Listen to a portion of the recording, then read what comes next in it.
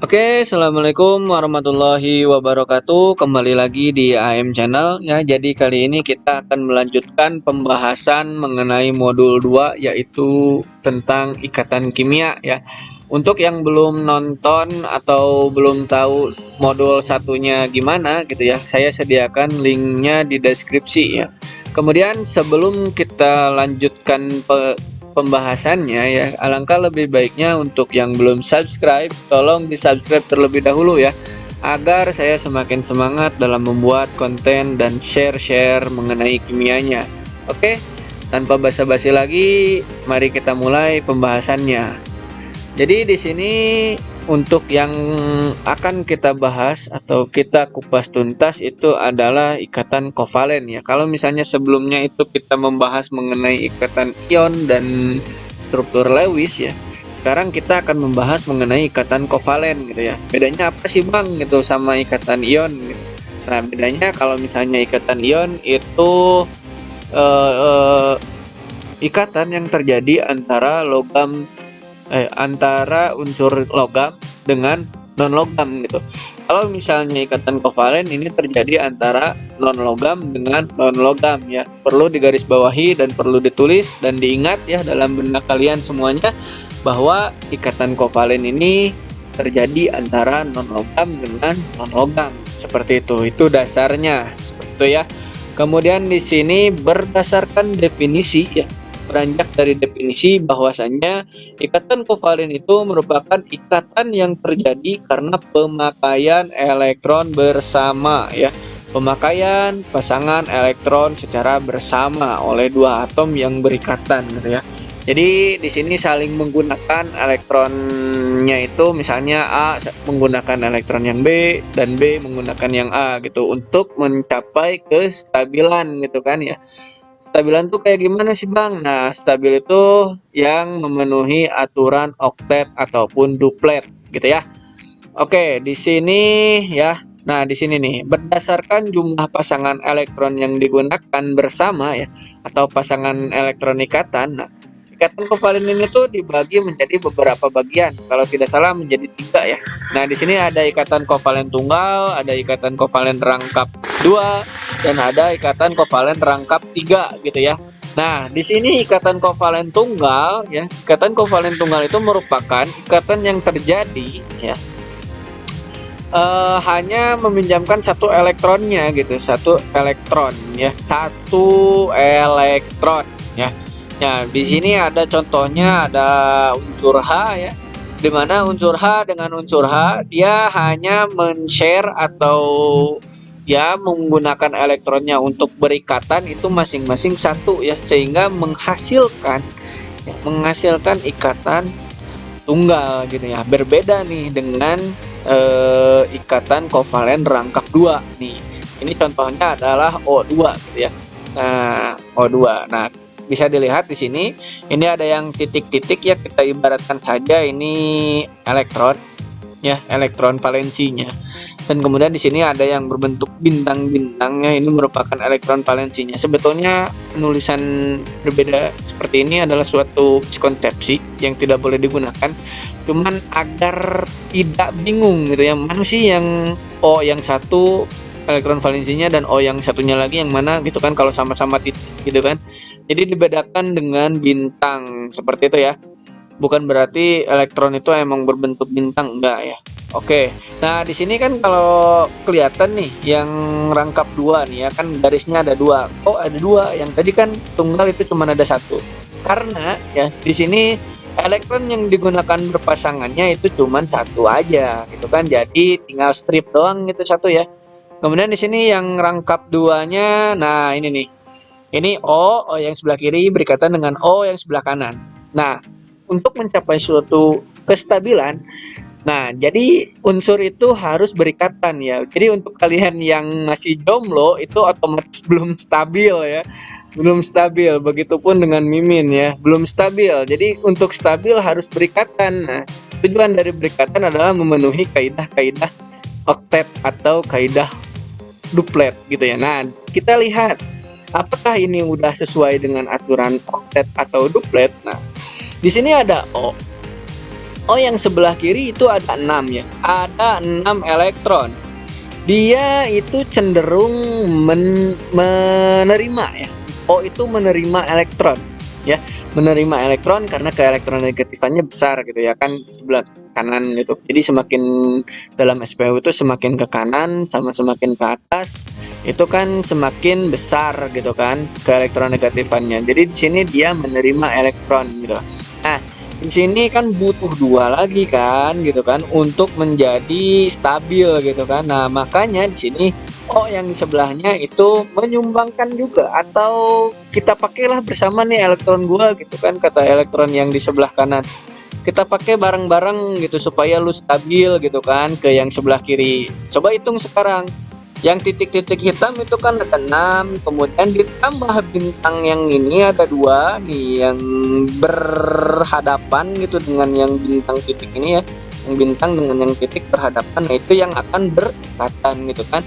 Yang berhadapannya itu ada 2 nih gitu kan. Jadi ikatan rangkap 2. Seperti itu ya. Kalau misalnya ada yang mau ditanyakan silakan langsung chat aja di komentar. Oke. Kemudian bedanya sama rangkap 3 gimana nih? Nah, ini nih dijelaskan juga sama unsur N ini nih. N ini merupakan rangkap 3 gitu kan. Dia memakai elektron bersama ya, bersama-sama supaya mencapai sebuah kestabilan. Sekarang lihat. Di sini yang berikatannya itu ada 6 ya. Yang bintang sama yang bulat-bulat kosong ini kan. Ada 6.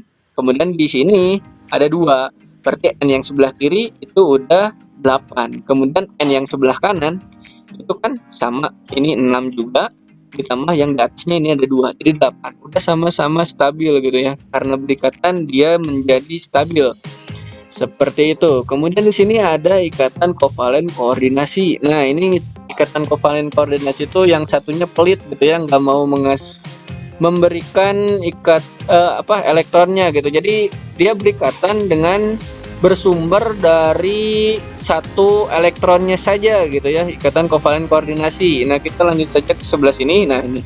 Jadi dapat disimpulkan bahwa ikatan kovalen koordinasi adalah ikatan yang terjadi akibat adanya penggunaan bersama pasangan elektron yang berasal dari satu atom. Jadi hanya yang di sebelahnya saja. Bagaimana contohnya? Di sini ada contohnya. Nah, ini. Di sini ada H3O+ ya. H3. Ada H2O ya ditambah H+ gitu kan. Jadi H3O+. Nah, bagaimana sih? Mana sih yang termasuk ikatan kovalen koordinasi? Nah, di sini lihat ya. Untuk H yang di sebelah kiri ini kan ada yang bulatan hitam, anggap saja itu merupakan elektron dari H. Kemudian yang bulatan, yang bulatnya doang itu enggak hitam ya, itu adalah elektron dari O-nya gitu. Nah, sedangkan yang di atas itu dari O saja gitu, si H-nya dia nggak nyumbang gitu kan, karena H+ dia nggak punya elektron sama sekali gitu kan, tapi sosokan pengen berikatan gitu. Dia nggak punya apa-apa tapi pengen berikatan gitu kan.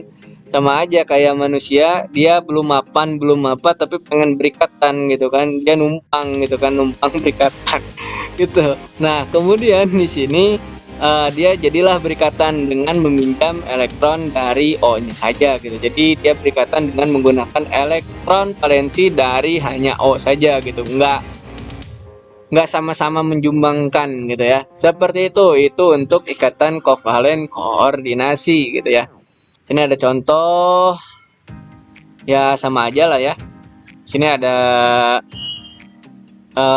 N sama H gitu kan. Ini sama aja, ini bukan elektron bukan ikatan kovalen koordinasi karena di sini H-nya juga saling memberikan elektron ya. Sini yang berwarna merah ya, merah itu dari H, biru itu dari N. Nah, di sini ada pasangan elektron bebas. Pasangan elektron bebas dia pasangan ya, ini pasangan karena karena 2. Jadi dia pasangan elektron bebas, dan emang kenapa disebut bebas karena yang nggak berikatan gitu kan. Kalau udah berikatan nggak mungkin bebas. Hah. Kemudian di sini ada ikatan polar, kovalen polar dan non polar gitu ya. Nah, ikatan kovalen polar dan non polar ini bedanya kalau misalnya polar itu dia akan membentuk suatu kutub gitu ya. Suatu kutub akibat dari perbedaan keelektronegatifannya gitu ya. kita nyambung lagi ke elektronegatifan gitu ya. Nah, sini disebutkan juga ke elektronegatifan itu apa ya? Merupakan kemampuan atau kecenderungan suatu atom untuk menangkap atau menarik elektron dari atom lain. Nah, ini dia. Contohnya ya, di sini ada perbandingan ke elektronegatifan antara H dengan O. Bagaimana kita tahu ini merupakan ikatan kovalen ya, karena H itu merupakan non-logam dan O juga termasuk non-logam ya, seperti itu. Karena dua-duanya bisa jadi dalam bentuk gas mungkin gitu kan. Nah, jadi di sini merupakan ikatan kovalen ya. Nah, apakah dia polar atau apakah dia non polar? Nah, dilihat dari perbedaan ke elektronegatifannya gitu ya. Nah, di sini ke elektronegatifannya itu yang H itu sebesar 2,1 gitu ya. Kemudian yang O itu 3,5. Nah, berarti di sini ada perbedaan ke elektronegatifan. Nah, di sini akan membentuk suatu kutub di mana O itu lebih negatif dan H itu lebih positif. Seperti itu ya. Nah, di sini bisa lebih jelas ya kelihatan di mana untuk yang H2 ini non polar karena di sini kan H dengan H elektronegatifannya sama ya. Seperti itu. Jadi tidak ada perbedaan ke elektronegatifan. Jadi di sini nggak membentuk kutub mana yang lebih positif, mana yang lebih negatif gitu ya. Nah, berbeda dengan HF atau HCl gitu kan. Nah, ini akan membentuk suatu kutub ya, dimana H lebih kecil ke elektronegatifannya dibanding Cl dan H dan F juga sama seperti itu. Maka di sini ya H itu bersifat lebih negatif ya, bersifat lebih positif, dan untuk F itu bersifat lebih positif seperti itu. Kemudian di sini ada untuk molekul poliatomik.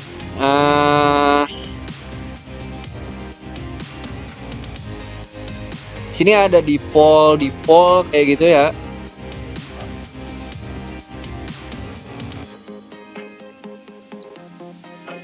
Sama saja sih. Untuk yang poliatomik berarti atomnya memang banyak seperti itu ya, bukan hanya cuma 2. Di sini ada H dengan Cl doang, sedangkan di sini kan Cl3 gitu, CCl4 gitu kan. Nah, seperti itu. Jadi dilihat aja perbedaan dari ke elektronegatifannya. Seperti itu. Oke, kalau misalnya ada yang mau ditanyakan silahkan komen di kolom komentar, dan kalau misalnya ada usulan mungkin bisa langsung DM saja ke Instagram saya di @ahmad_maur1998. Oke, terima kasih untuk yang sudah nonton sampai akhir. Oh ya, belum ya. Di sini ada sifat fisik senyawa lah. Ini nggak terlalu ini ya lah. Bisa dipahami mungkin ya, dimana di sini titik leleh dan titik didihnya itu rendah gitu ya untuk yang kovalen. Kemudian di sini daya antar listrik yang lemah karena tidak ada ion-ion yang ya bergerak bebas, mungkin seperti itu. Berbeda dengan senyawa, bukan nggak ada sih, ada tapi sedikit gitu ya, nggak sama kayak ikatan ionik gitu ya. Nah, di sini ada volatil ya, volatil itu kemampuan menguap seperti itu. Oke, terima kasih untuk yang sudah nonton. Jangan lupa subscribe dan like dan share juga videonya. Sampai jumpa di video selanjutnya. Dadah.